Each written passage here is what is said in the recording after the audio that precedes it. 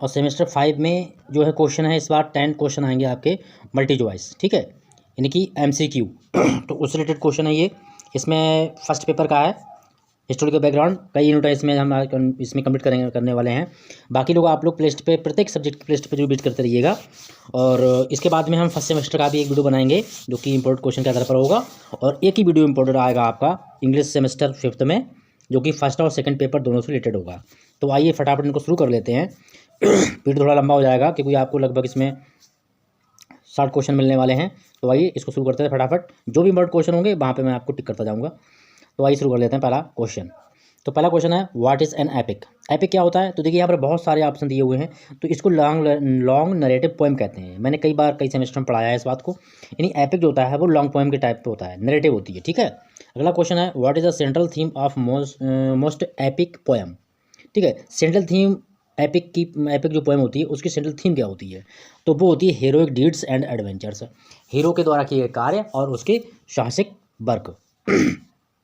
अगला क्वेश्चन आपका फटाफट देख लेते हैं क्योंकि वीडियो आपका लंबा हो जाएगा, तो जल्दी जल्दी मैं कम समय में इसको पूरा करने की कोशिश करूँगा। तो क्वेश्चन आपका है, which ancient Greek poet is famous for composing the epic poems. यानी कि ग्रीक पोएट कौन हैं जो कि एपिक पोएम कंपोजिंग करने के लिए बहुत ही फेमस हुए हैं? तो एक है पोएम आपकी है आइलिड, ठीक है, एंड द ओडेसी। तो आइलिड मैंने पढ़ाई है 5th सेमेस्टर में और ओडेसी पढ़ाई है आपकी इससे पिछले सेमेस्टर में। तो ये दोनों ही पोएमें लिखी हैं, होमर के द्वारा लिखी गई हैं, जो कि एंशिएंट ग्रीक पोएट के नाम से जाने जाते हैं, फेमस हैं ये।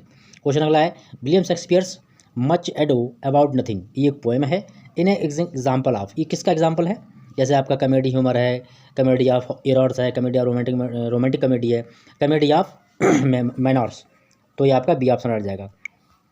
अगला क्वेश्चन है आपका, who wrote paradise lost. Paradise lost के बारे में मैंने कई बार आपको बता चुका हूँ, जो कि जॉन मिल्टन द्वारा लिखी गई है।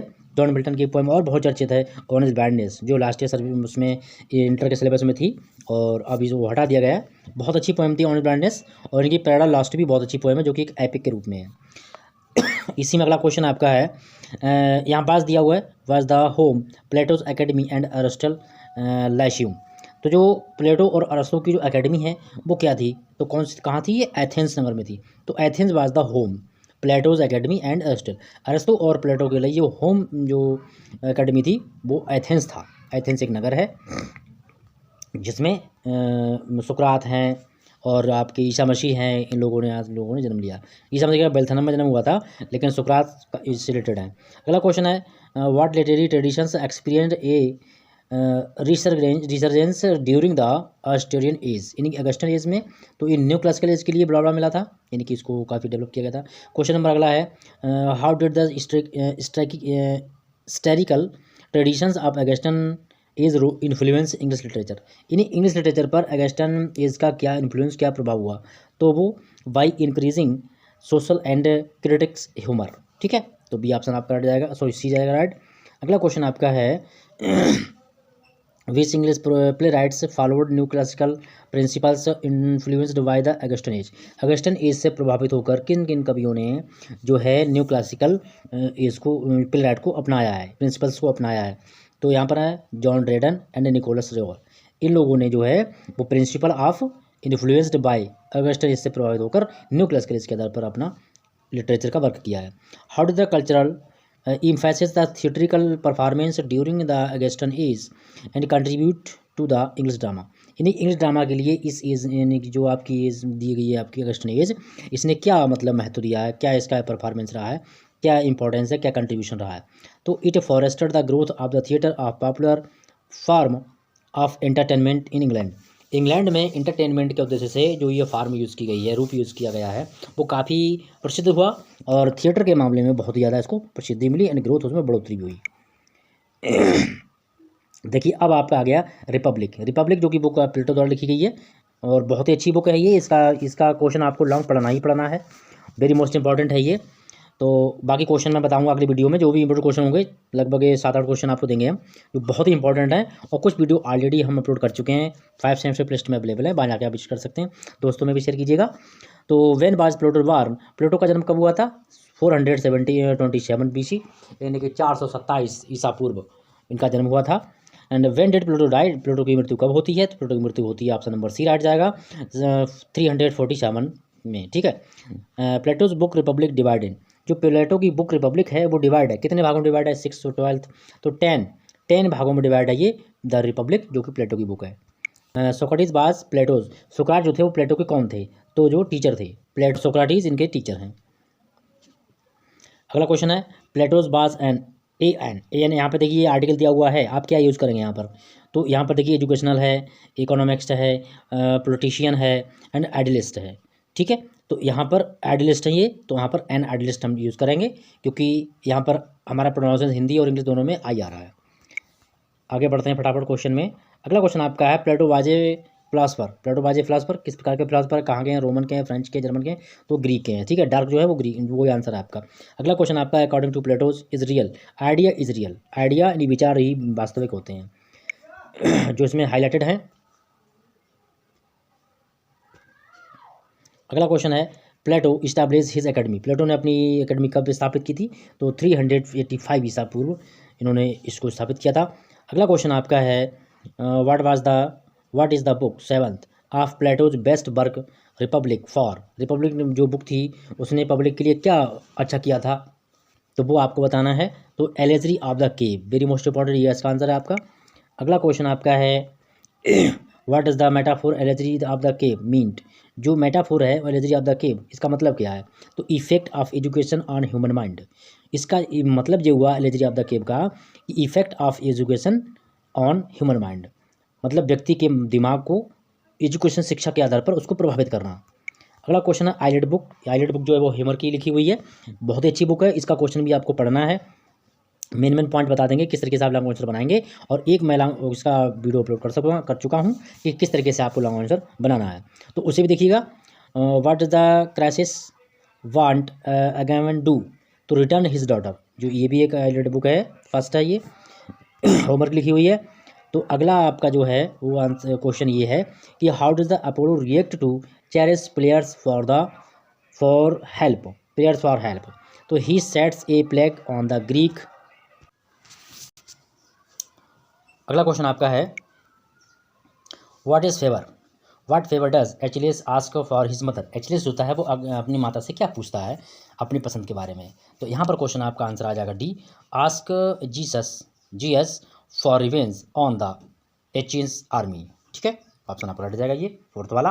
तो यहाँ पर आपका जो क्वेश्चन है वो है what does Agamemnon demand in exchange for the Chryseis, तो कैरिस के एक्सचेंज में यानी बदले में जो एगमन है वो किसकी डिमांड रखता है, किसकी मांग करता है? तो ये मांग करता है that he gets ageless pride and breeze, ठीक है, एचलेस की मांग करता है ये।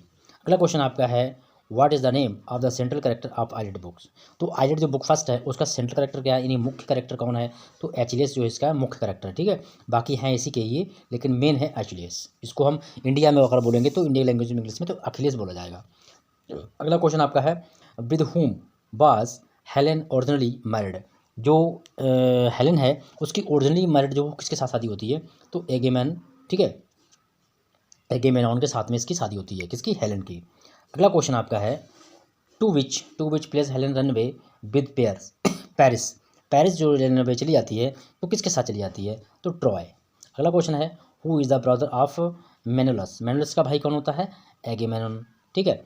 Who was the son of Aphrodite का पुत्र कौन होता है? तो एनियस इसका पुत्र होता है। अगला क्वेश्चन आपका है who was the wife of vector की पत्नी कौन होती है, वाइफ कौन होती है? तो एंड्रोमेड। अगला क्वेश्चन है who is the pride of Apollo priest of Apollo, Apollo का प्राइस्ट कौन होता है? तो कैरेसिस होता है। अगला क्वेश्चन आपका है what was the name of goddess of love Homeric society, तो उसका जो नाम क्या होता है गॉडेस का? तो वो होता है एफ्रोडाइट, ठीक है, एफ्रोडाइट। अगला क्वेश्चन आपका है इसी में, देखते हैं फटाफट, इसमें दिया हुआ name of the God of war, name the God of war, तो वो एरिस है, option A. Who was the goddess of wisdom, यानी बुद्धि का देवी कौन है, किसको माना जाता है इसमें? तो इसको एथेना जो है उसको इसका माना जाता है बुद्धि का देवता। सोक्रेटिस वाज अ ड्रामाटिस्ट कहाँ के ड्रामाटिस्ट सोक्रेटिस है? तो ये ग्रीक के हैं। और सोक्रेटिस वाज बॉर्न, सोक्रेटिस का जन्म हुआ था 496 BC, यानी कि बिफोर क्राइस्ट 496 पहले। अगला क्वेश्चन आपका है यहाँ पर दिया हुआ है कि आप वेयर वाज सोबलेस वाज बॉर्न, सोबलेस जन्म कहाँ हुआ था, तो कोलोनस, ये शहर का नाम है ग्रीक के। एंड व्हेन डिड सोबलेस डाई, सोबलेस की मृत्यु कब होती है, 406 BC, 406 ईसा पूर्व में इसकी मृत्यु हो जाती है, किसकी, सोबलेस की। अगला क्वेश्चन आपका है how many plays did Sophocles compose play, कितने प्ले कंपोज किए हैं सोबलेस ने, तो अबाउट, एक्यूरेट नहीं है पर अबाउट लगभग 120, 120 प्ले इनके ड्रामा इन्होंने प्ले किए हैं, मतलब कंप्लीट किए हैं, कंपोज किए हैं। whom did Sophocles defeat at the age of 28? whom does Sophocles defeat at यानी सोफोक्लस के लिए 28 साल की उम्र में किसके द्वारा हराया गया था, तो वो एचिलस के द्वारा इनको डिफीट होना पड़ता है, हार जाते हैं ये। अगला क्वेश्चन आपका है वेन बाज Sophocles Oedipus racks composed, professor जो ओडिपस रेक्स कंपोज्ड है, ये ड्रामा कब कंपोज हुआ था, तो वो कंपोज हुआ है आपका 430 BC, इन 430 ईसा पूर्व में। Who was the Oedipus father, Oedipus के पिता का नाम क्या था, तो उनके पिता का नाम था लेयस। अगला क्वेश्चन आपका है कि who was the mother of Oedipus Rex, Oedipus Rex की माँ का नाम क्या था, तो जेकोस्टा। नेक्स्ट क्वेश्चन है who brought up Oedipus as a father, इन्हीं ओडिपस का एज ए फादर की तरह किसने मतलब ब्रिंगअप किया था, पालन पोषण किया था, तो पोलिबस।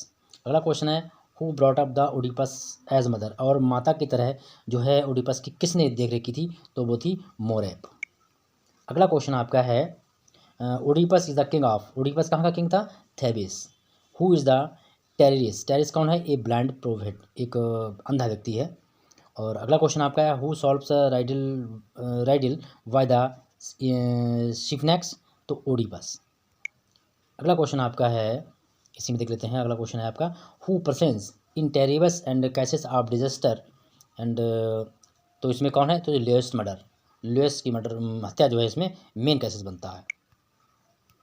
अगला क्वेश्चन आपका है, इसी में क्वेश्चन 2 रह गए हैं आपके, वो फटा तो क्वेश्चन आपके हैं what does the Oedipus do after knowing her truth, अपनी सच्चाई जानने के बाद ओडिपस क्या करता है, ब्लाइंड हिमसेल्फ, अपने आप को अंधा कर लेता है। नेक्स्ट है आपका है what instrument does Oedipus use blind himself, blind अपने आप को अंधा करने पर वो क्या बजाता है, तो pens of golden ब्रॉक्स।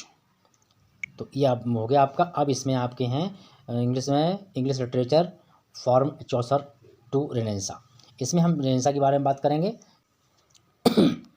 Who is often referred as a father of English literature, English literature father of English literature किसको कहा जाता है, किसको रिफर किया गया था, ऑफ्टन मतलब ऑफ्टन रिफर्ड, तो जियोफरी चौसर, इनको लिटरेचर का फादर भी कहा गया था, इंग्लिश लिटरेचर का। नेक्स्ट है in which country did age of Chaucer primarily take place, किस स्थान से ली गई है, तो कब लिया गया था, 14वीं सेंचुरी से चौसर एज का जन्म हुआ है, तब से इसको स्टार्टिंग किया गया है। अगला क्वेश्चन आपका है which famous literary work by Chaucer, collection of stories told by pilgrims travelling to shrine Thomas Becket, तो थॉमस बकेट ने द कैंटरबरी टेल्स। ठीक है। अगला क्वेश्चन है Chaucer's writing is known for its white Middle English delicate, तो Middle English उसको कहा जाता है। अगला क्वेश्चन आपका है इसी में what does the title of the poem Chaucer that often considered his magnum opus and dedicated this poem theme of courtly love, तो टेररस एंड क्रिसाइड। अगला क्वेश्चन आपका है दिया हुआ है Chaucer did various government position during his lifetime including the serving of diplomat which king's court did not frequently visit, king Richard second. Which literary devices Chaucer popularize through the use character descriptions the contributory tales, तो characterization के आधार पर इसको काफ़ी popularity मिली है, किसको, the Canterbury of tales. Chaucer the contributory tales written by from frame narrative what is the framework of collection of stories, तो यहाँ पर आ गया है प्रीलिमिनरीज, मतलब कि तीर्थों के बारे में इसकी चर्चा हुई है। What is the work of dream of vision poem of including journey of the alter life and pursuer of the allegorical works, तो यहाँ पर parliament of fowls. But the term use of describe Chaucer's use the iambic pentameter in the Canterbury of tales, तो heroic couplet. Next question है which language is the most literary work age a dark age of the English literature compose old English, which epic poem written by old English is one of the most significant literary work of period of his story that heroes battle and with monsters and dragons. तो यहाँ पर जो है आपका answer है वो ए है, Beowulf. अगला क्वेश्चन आपका है what are the historical events mark beginning to the dark age of English literature? The fall of the Roman empire. Who was often credited with being after Beowulf altered although true identity remains uncertain. The Wolf Poet। अगला question आपका है इसमें से और दिया हुआ है what is the historical event brought about the end of dark age and tradition of Middle English period? तो आ जाएगा नॉर्मन कॉन्क्विस्ट ऑफ इंग्लैंड। ठीक है। अगला क्वेश्चन है which famous Middle English poet associated with the transition of the dark age Middle Age of wrote he the contributory tales? तो Geoffrey Chaucer ने लिखा है द कंट्रीब्यूटरी टेल्स लिखा है इन्होंने, इनकी रचना है ये poem. Which manuscripted by wolf discovered the making of the. तो ये क्वेश्चन आप इंपॉर्टेंट पढ़ लीजिएगा, काफ़ी इंपॉर्टेंट रहेगा। और फिर आपका पास है what is renaissance. Very most important question है ये आपका। What is renaissance? रेनेसां क्या होता है? तो डेवलपमेंट ऑफ ह्यूमन माइंड, जिसमें जो है व्यक्ति का दिमाग का विकास होता है। अगला क्वेश्चन है where did Renaissance take place? जो रेनेसां है पुनर्जागरण है उसका टेक बर्थ का जन्म कहाँ माना जाता है? तो इटली में माना जाता है।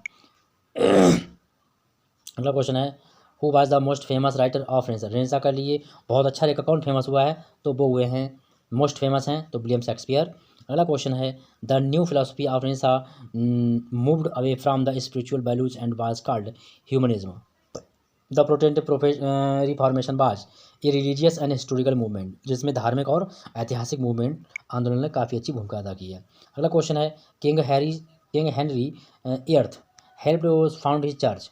तो एंग्लिशियन चर्च। अगला क्वेश्चन है what led reformation all above? In more priest reading invention and printing press and more people able to read Bible. तो ऑल ऑफ दिस सभी हैं ये इसमें। अगला क्वेश्चन आपका है what is the another name of miracle plays? Miracle plays इसका another name है आपका शेंट प्लेस। अगला क्वेश्चन है वेयर बर miracle plays perform in 13th century? 13वीं शताब्दी में कहाँ चले करते थे? तो टाउन फेस्टिवल में इनका इन्हें दिखाया जाता था। Who banned miracle plays 16th century? 16th century में 16वीं शताब्दी में मेरिकल प्लेस को किसने नाटक को बंद कर दिया था? तो वो बंद कर दिया था किंग हेनरी एर्थ वाले ने। अगला क्वेश्चन आपका है वेन वर मोरेटी प्लेस पॉपुलर?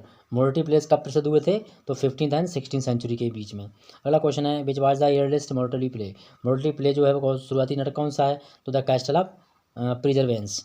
अगला क्वेश्चन आपका दिया हुआ है who coined term university bit? तो इसमें आपका आएगा जॉर्ज सेंटवेरी। अगला क्वेश्चन आपका है दिया हुआ है कि who is not member of group of university bit? University bit के कौन कौन? ये इसके ग्रुप हैं जॉर्ज फील्ड हैं, रॉबर्ट ग्रीन भी हैं, लेकिन हर्बर्ट स्पेंसर इसके ग्रुप के मेंबर नहीं हैं। Who were these university bits? University bits यानी कि authors who studied at Oxford university and authors who studied in Cambridge university, यानी ए और बी दोनों ही हैं। अगला क्वेश्चन है where were all these university live?